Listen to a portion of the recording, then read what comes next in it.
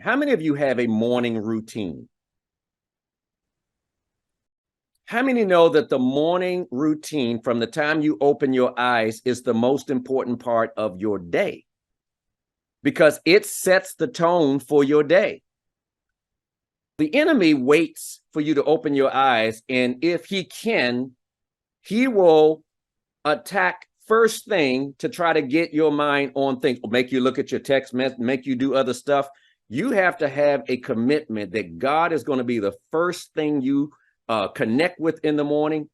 And if you're a believer, and what works for me is actually physically getting up and going to my secret place. Yes. I know some of you like bedside Baptists. I know that you like to sit on the side, give you on the side of your bed and or lay in bed and pray. I know I've heard of people that like do that. I physically get up. I actually leave my house and I go to spend time with God in nature. It could be raining, it could be snowing, it could be cold, it could be hot. It doesn't really matter. And the reason I do that, God knows I'm coming too. It's an appointment. Yeah. It's an appointment. Yes. Everyone say yes. Appointment. Appointment. See, I'm going to tell you something. When you are that committed, you have a commitment to God and you put him first and you say, Lord, I don't know how to run my life. I don't know how to run my business. I know some of you might know, I don't. So I decided that I'm going to trust in, lean on, and rely on the Lord to be the guide and shepherd of my day. And the way that I show him that is that I'm showing up every morning to spend that time with him. The secret to your success is hidden in your daily routine. It's hidden in something you do daily. It's not something you do once in a while. I'm going to say it again. The secret to your success is hidden in your daily routine. It's not something you do once in a while. It's not something that you do hit or miss. And yes, sometimes you will miss it. Sometimes you will wake up and you will hit the snooze button and go back to sleep. Or you will wake up and start looking at text messages. One thing I would say, do your best to not look at your phone, not go on social media, not look at email. Have a routine. And I know many of you do, but I'm just saying, that shows God that he is the most important part of your day. He is the most important person in your life, and that you are dependent upon him. So this morning it's raining here in the DC area, but I went to my secret place. And you know what? I did this. Listen up. This may be one of the most valuable things you hear today. About a year and a half ago, I started going to this specific place. And I did it. It was not intentional. I just kept going. And the next thing I know, I had done it for 40 days in a row. Watch this. I had done it for 40 days in a row. But I wasn't trying to create a streak, but I kept doing it. Habit took over. Commitment took over. The next thing I know, I had done it for 80 days in a row. But now it's no longer a discipline. It's now a habit. I'm addicted. How many know some addictions are good? I actually got addicted to the presence of God and doing this thing every morning. I looked up, I had done it for 140 days in a row. And here's something that you all may be shocked about. After doing it for 140 days in a row, I was getting attacked left and right. Because now I'm tapping into something that the enemy is totally afraid of. It's like, oh, I'm thinking things will automatically get better because I'm putting God first. Man, all hell broke loose. How many can relate to this? Did I stop it? Now I've done it 180 days in a row.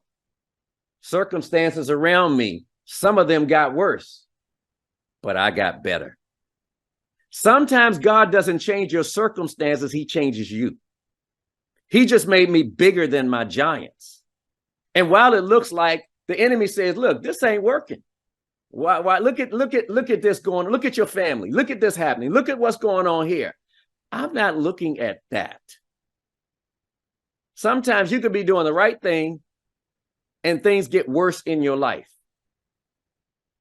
Now, I'm just flowing in the Holy Ghost right now because somebody needs to hear it.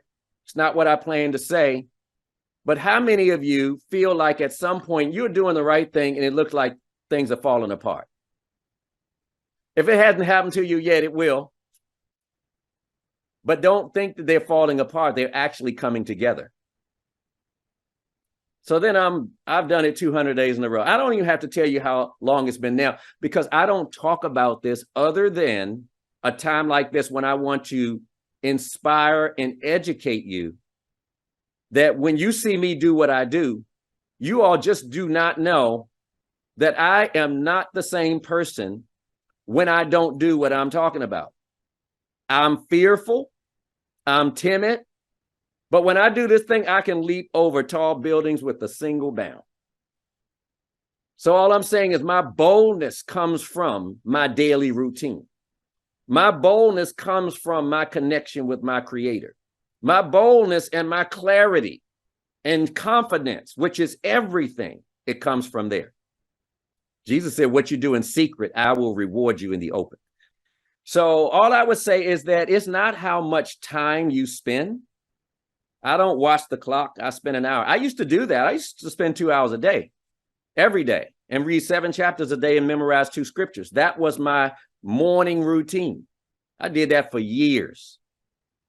I don't do that anymore. So it's not how much time, it's the commitment. And what will happen? Listen to this. I'm about to say something that you put your coffee cup down and listen to what I'm about to say. If you can do something for a year without any manifestation, without any evidence that it's working, without the reward, then you're on to something. Because most people need to see something in order to persevere. They need to see something in order to keep going. But my Bible tells me that we walk by faith and not by sight. That we look not at those things which are seen, but at the things which are unseen. We got to trust the process. You all are speakers, trainers, authors, coaches, and infopreneurs. I mentioned on night 1 that the only advantage I have, I'm giving y'all my secret.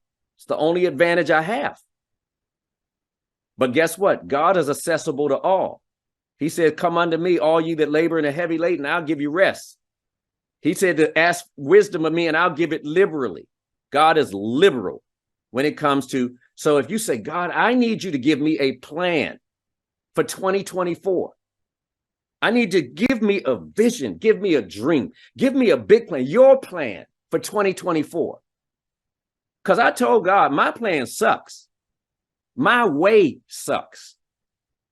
And I mean that. I don't trust my way. So that was free of charge. And what I will say is that when you do this and without seeing a manifestation, a lot of times God is not changing your circumstances. He's changing you.